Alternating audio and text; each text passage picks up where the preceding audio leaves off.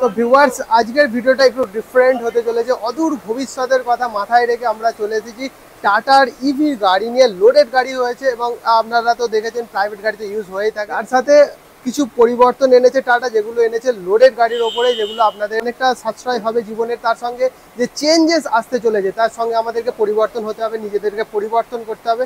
এবং যারা টাটার ইভি গাড়ি, লোডেড গাড়ি নেবেন বলে ভাবছেন এবং অনেকে নিয়ে ফেলেছেন অলরেডি, তো তারা অনেকেই অনেক প্রবলেমের সম্মুখীন হন। এই প্রবলেমের সম্মুখীন থেকে কিভাবে আমরা মুক্তি পেতে পারি, তাই আমরা চলে এসেছি টাটার ইভি সার্ভিস সেন্টারে। তো তার আগে দাদার সঙ্গে মিলে নেওয়া যাক। কেমন আছেন দাদা? ভালো। আমরা আমাদের বন্ধুদের, ভিউয়ার্সদের যাদেরই বলুন, অনেকেই টাটার গাড়ি নিয়েছেন এবং অনেকেই নেবেন বলে ভাবছেন। তাদের কথা মাথায় রেখে আজ আপনি চলে এসেছি আপনাদের কাছে। আপনারা যদি ছোট্ট ইজি ওয়েতে আপনারা বুঝিয়ে দিতে পারেন, অনেকেই ইন্টারেস্টেড হবেন গাড়ি কিনতে এবং আপনাদের সঙ্গে যোগাযোগ কন্ট্যাক্ট করবেন। তো চাইছিলাম একটু ছোট্ট করে যদি ব্রিফলি গাড়ির আইডিয়া দিয়ে দিতে পারেন, গাড়িটা আসে কিভাবে, কিভাবে আপনারা রিপ্রেজেন্ট করেন কাস্টমারকে, সেই সমস্ত ছোট্ট ডিটেলস অ্যাজ এ কাস্টমার আমাকে একটু বুঝিয়ে দেওয়ার চেষ্টা করুন। আচ্ছা, প্রথমত আমাদের ওয়ার্কশপে গাড়িটা আসে। ওকে, কাস্টমার যখন ফার্স্ট সার্ভিস আছে, কাস্টমার গাড়িটাকে নিয়ে আসে। ওকে, নিয়ে এসে ফার্স্ট সার্ভিসে যেরকম আমাদের সার্ভিসগুলো হয়, প্রথমত আমরা ডায়াগনস্টিক চেক করি। ডায়াগনস্টিক টুলস লাগে, ডায়াগনস্টিক চেক করি কিছু ফল্ট কোড আছে কিনা, বা গাড়ির মধ্যে কোনো সমস্যা এসছিল কিনা বা আছে কিনা, সেগুলো দেখা হয়। দেখার পর যদি কোনো ফল্ট আছে সেটা রেকটিফাই করি। তারপরে আমরা চলে আসি এবারে, যেহেতু ফার্স্ট সার্ভিস ভিতরে একটু আসো, ভিতরের দিকে আসা যাক। কি কি হয় দাদা যখন ক্লিয়ারলি আপনাদেরকে বোঝানোর চেষ্টা করছেন, আসুন এদিকে দেখে নেওয়া যাক। আমরা এবারে যেগুলো আপনার বেসিক হয়, আমরা ব্রেক অয়েলটা চেক করি, গাড়ি ব্রেক অয়েলটা কতটা আছে বা কীরকম পজিশনে রয়েছে এটা আমরা দেখে নিই। এটা আছে ব্রেক অয়েল, এর লেভেলটা আমরা দেখে নিই, এটা চেক হয়। এছাড়াও এখানে বুস্টার আছে, ব্রেক বুস্টারের কোথাও লিকেজ আছে কিনা এগুলো আমরা একটু দেখে নিই। ব্রেক ঠিক মতো আছে কিনা আমরা দেখে নিই প্রেস করে। এছাড়া মিটারটা অন করি, আমরা অন করে দেখে নিই কোনো কোড আছে কিনা বা কোনো ইরর আছে কিনা, আমরা ওটা চেক করে নিই। আর এটা আছে আপনার ফুল অটোমেটিক গিয়ার, এই গিয়ারটা আমরা চেক করে নিই। অনেক সময় কি হয়, ব্রেকের জন্য গিয়ারটা নিতে চায় না, তো এখন আমরা ওটা চেক করে নিই গিয়ার ঠিক মতো আছে কিনা, ওগুলো আমরা চেক করি। তারপরে আমরা চলে আসি গাড়ির নিচের দিকে। আমরা যে গাড়ির স্প্রিং পাতি আছে, এইগুলো গাড়ি চলতে চলতে অনেক সময় লুজ হয়ে যায়, এই বোল্টগুলো অনেক সময় লুজ হয়ে যায়, এইগুলো আমরা টাইট চেক করে নিই। তো গাড়িটা কি আমরা লিফটিং করে দেখাতে পারি একটু, যে নিচে কি প্রসিডিওরে আপনারা কাজ করেন সেই প্রসিডিওরটা? তো চলুন গাড়িটাকে একটু লিফটিং করে দেখে নেওয়া যাক। গাড়ির নিচে কোনো রকম যদি ফল্ট আছে দাদারা কিভাবে চেক করেন, তো একটু লিফটিং করে দেখে নেওয়া যাক। তো ভিউয়ার্স, আপনারা দেখতেই পাচ্ছেন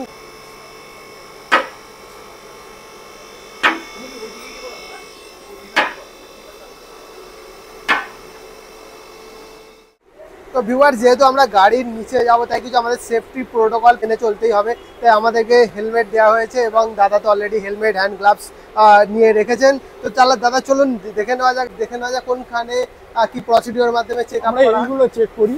ওকে, এখানে যে কুলেন্টের লাইন আছে, এই কুলেন্টের লাইনগুলোতে কোনো লিকেজ আছে কিনা আমরা চেক করে নিই।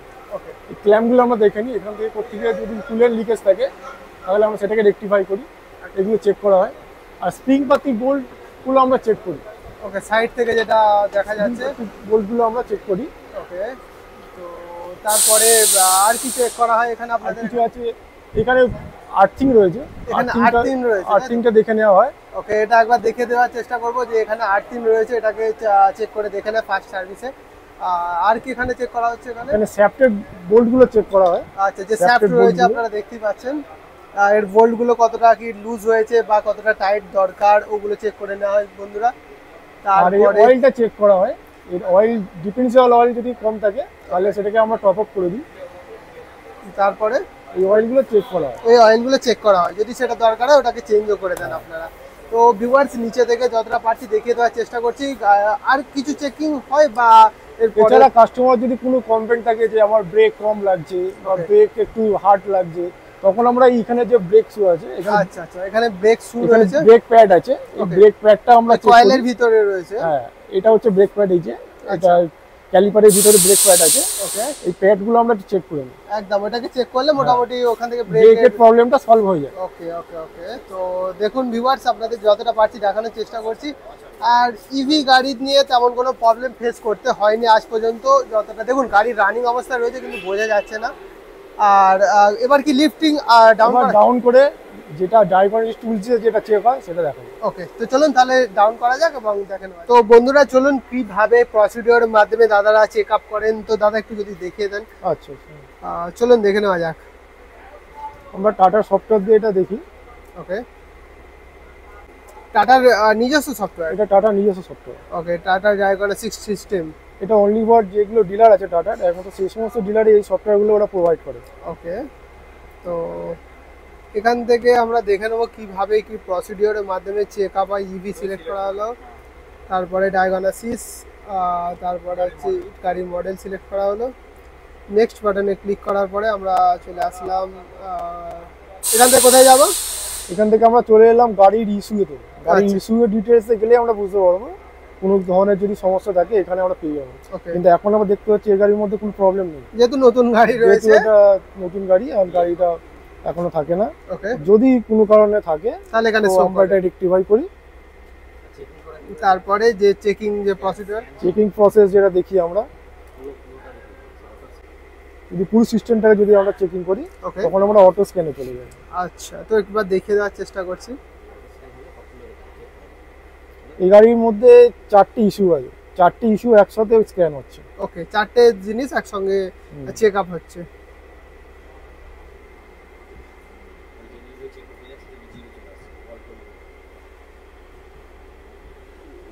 দেখুন অলরেডি দেখে নেওয়া হচ্ছে কোনগুলো প্রসিডিওরে। তো দাদা এখানে আমরা কি বুঝতে পারলাম যে এখানে এখন কি প্রসিডিওর রানিং আছে? প্রসিডিওর রানিং আছে, লাইনটা এখনো যাবে, এখন কমপ্লিট হয়নি। ওকে, কমপ্লিট হলে লাস্টে যদি কোনো কারণে কোনো এরর থাকে আমাকে এখানে ডিটিসি কাউন্টে দেখিয়ে দেবে। ওকে, তখন আমাদের সেই জিনিসটার উপর কাজ করতে হবে। তো ভিউয়ার্স আপনারা দেখতেই পাচ্ছেন, মোটামুটি স্ক্রিনে আমরা দেখতে পাচ্ছি। দাদা একটু এখানে আমরা দেখছি ডিটিসি কাউন্ট 0 সব হয়ে আছে, কোনো এরর নেই, গাড়িটা ঠিক গাড়ি আছে, কোনো সমস্যা নেই গাড়িটার মধ্যে। যদি সমস্যা থাকতো তাহলে ডিটিসি কাউন্টে আমাকে 1 2 3 এরকম আসতো, তখন আমরা সেটা রেকটিফাই করতাম। একদম। তো দেখে নিলাম কিভাবে প্রসিডিওর। এটা ছাড়া কি আর কোনো চেকআপ প্রসিডিওর আছে যেটার মাধ্যমে আপনারা চেক করেন? না, এটা ছাড়া এটাই আমাদের প্রসেস আছে। ওকে, এখন যা গাড়ি আছে BS6 বলুন বা ইভি গাড়ি, সবই আমাদের এই ডায়াগনস্টিক টুলসের মাধ্যমে দেখতে হয়। ওকে, এখন সময়ের সাথে আপডেট হয়ে গেছে। এখন আমরা আলাদা করে কোনো জায়গাতে যেতে পারবো না, এর থ্রুতে যেতে হবে। একদম সফটওয়্যার থ্রু থেকে গাড়ি আপনারা দেখে নিতে পারেন কোথায় কি প্রবলেম আছে। তো চলুন নেক্সট স্টেপের দিকে এগোনো যাক। তাহলে এটা তো মোটামুটি দেখিয়ে দিলাম ক্লিয়ার কাট। আর চলুন নেক্সট স্টেপের দিকে দেখে নেওয়া যাক আর্জেন্ট বেসিসে কি করতে হয়। এটা ইভি গাড়িটা আপনারা দেখতে পাচ্ছেন, এই গাড়িটা হচ্ছে automatic gear system. Automatic gear system মানে এর ক্লাচ প্যাডেল নেই, এর ক্লাচ প্যাডেলের জায়গায় ক্লাচ দেখছেন নেই, এখানে আছে ব্রেক প্যাডেল আর অ্যাক্সিলারেটর। এখানে যে অটোমেটিক গিয়ারটা দিয়েছে ইভিতে, আমাকে ব্রেক প্রেস করতে হবে করে, এটা হচ্ছে ড্রাইভ মুড, এই মুডে দিয়ে আমাকে গাড়িটাকে আগে বাড়াতে হবে, আর রিভার্স মুডে দিয়ে গাড়িটাকে রিভার্সে করতে হবে। তো আমি এখন ড্রাইভ মুড দিচ্ছি, এখানে ডি লেখা চলে এলো মিটারে আমার, তার মানে ড্রাইভ মুডে চলে এলো, এখানে ডি লেখাটা উঠলো। এরপরে যখন আমি ব্রেকটা ছাড়বো, এবার আমি যদি অ্যাক্সিলারেটর যতটা চাপবো ততটা গাড়ি আমার যাবে। এবার কোনো সময় যদি গাড়িটা আমাকে রিভার্স করতে হয় তখন আবার আমি ব্রেকটা প্রেস করব, করে আবার নিউট্রালে আসবো, নিউট্রাল আসার পর আবার রিভার্সে যাব। দেখুন এখানে আর লেখা চলে এসছে, রিভার্স মুডে চলে এসছে গাড়ি। এবং গাড়ি এবার যদি আমি অ্যাক্সিলারেটর প্যাডেল দিই তাহলে গাড়িটা আমার রিভার্সের দিকে যাবে। আরেকটা আছে এমার্জেন্সি, কোনো কারণে যদি গাড়ির কোনো সমস্যা মনে হয়, গাড়ি রেড বাটনটা নিচের দিকে, যদি মনে হয় কোনো সমস্যা, গাড়ি থেকে কোনো পোড়া গন্ধ বেরোচ্ছে বা কোনো ধোঁয়া বেরোচ্ছে, তখন ড্রাইভারদের উদ্দেশ্যে এইখানে একটা এমার্জেন্সি সুইচ দেওয়া আছে, রেড কালার বাটন, রেড কালারে এমার্জেন্সি সুইচ দেওয়া আছে। তখন আমরা কি করব, এই সুইচটাকে প্রেস করে দেবো। যখনই প্রেস করে দেবো, গাড়িটা আমাকে 5 মিনিট সময় দেবে। গাড়িটা যদি আমার রাস্তার মাঝখানে থাকে, ধারে আনার জন্য গাড়িটা আমাকে 5 মিনিট সময় দেবে। এই সুইচটাকে আমাকে ঘুরিয়ে বাঁ দিকে ঘোরাতে হবে, ঘোরালে সুইচটা উঠে আসবে। যখনই উঠে আসবে, এবার এটাকে আমাকে রিসেট করতে হবে। এটা রিসেট না করলে আমার গাড়িটা এগোবে না। এখানে যতক্ষণ আমার রেডি লেখা আসছে ততক্ষণ গাড়িটা আমার এগোবে না। তো এটাকে আমি রিসেট কীভাবে করব, চাবিটাকে 4 বার অফ অন করব,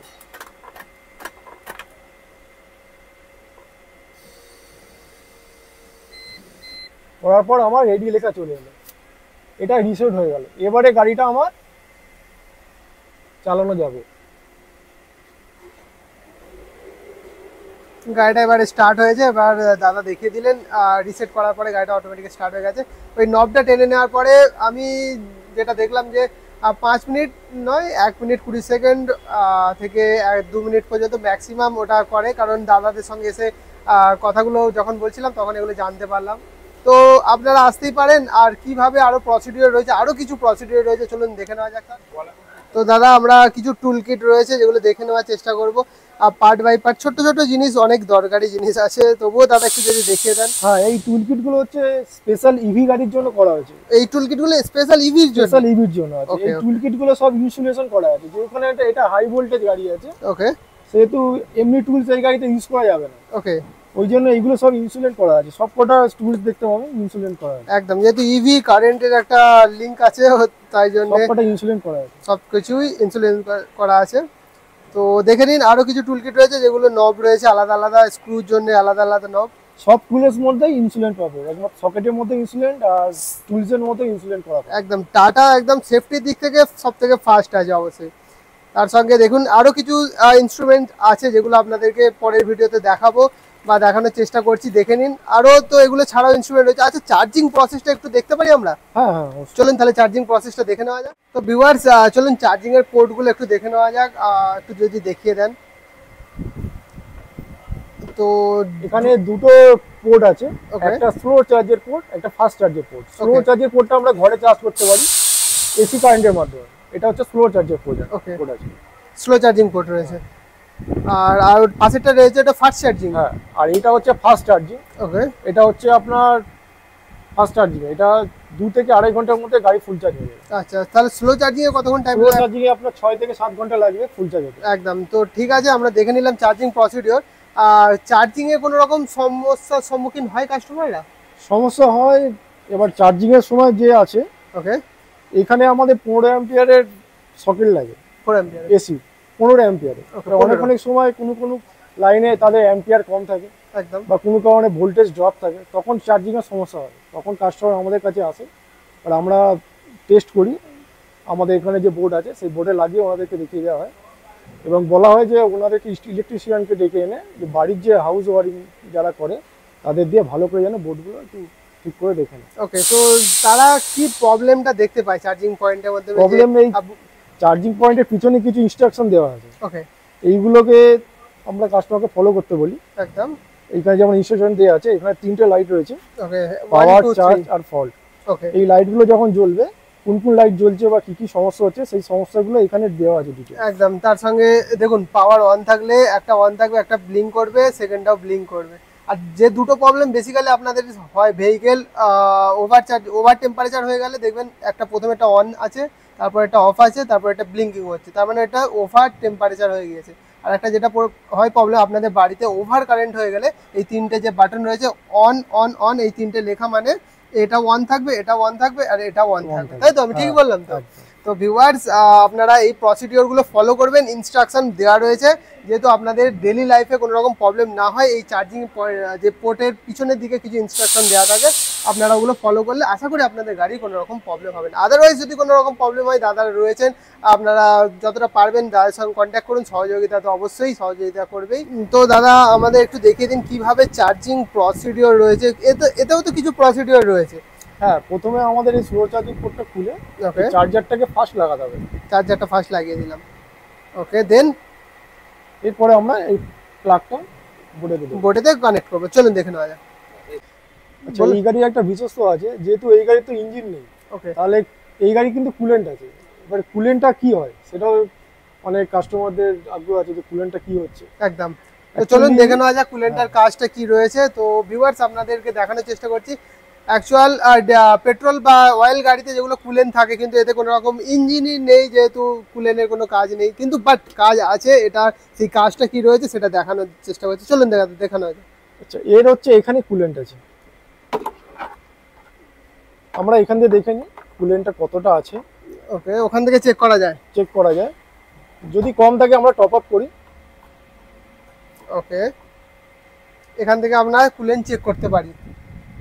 দাদা দেখিয়ে দিচ্ছে কুলেনটা কতটা কি রয়েছে এখন পর্যন্ত। ওটা কি রিফিল করতে হবে নাকি না করা আছে? না, এটা করা আছে গাড়িটা। ওকে, তো এখান থেকে কুলেন, আচ্ছা যদি কুলেন ভর্তি হয় তাহলে কি দাগ কতটা কি কমে যাবে?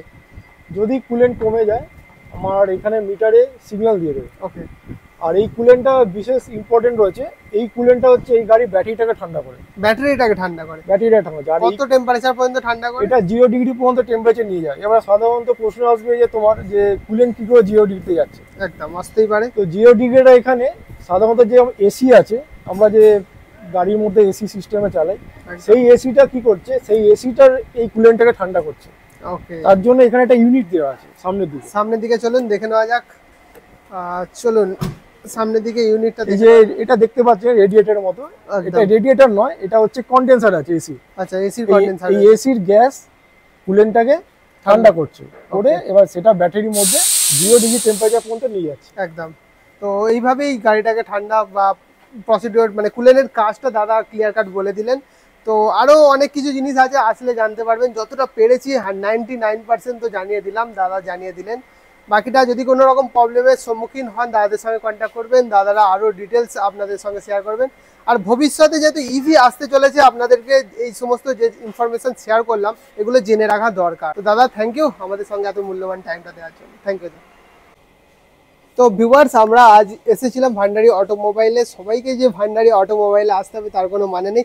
আপনার নিয়ারেস্ট টাটা যেখানে সার্ভিস সেন্টার রয়েছে সেখানে টেকনিশিয়ানদের সঙ্গে কন্ট্যাক্ট করতে পারেন। আমি যেহেতু ভান্ডারী অটোমোবাইলে এসেছিলাম তাই বলছিলাম যে দাদাদের সঙ্গে কন্ট্যাক্ট করুন। এটা আছে আপনার হাওড়াতে রয়েছে, এছাড়া আরও অনেক জায়গায় ব্রাঞ্চ রয়েছে। তো এখানে ভান্ডারী অটোমোবাইলে বেস্ট সার্ভিস প্রোভাইড করছে, অলরেডি করছে এবং ভবিষ্যতেও করবে আপনাদেরকে আশা করি। তো নিয়ারেস্ট ব্রাঞ্চে গিয়ে কন্ট্যাক্ট করতে পারেন, আপনাদের সলিউশন সলভ হবেই।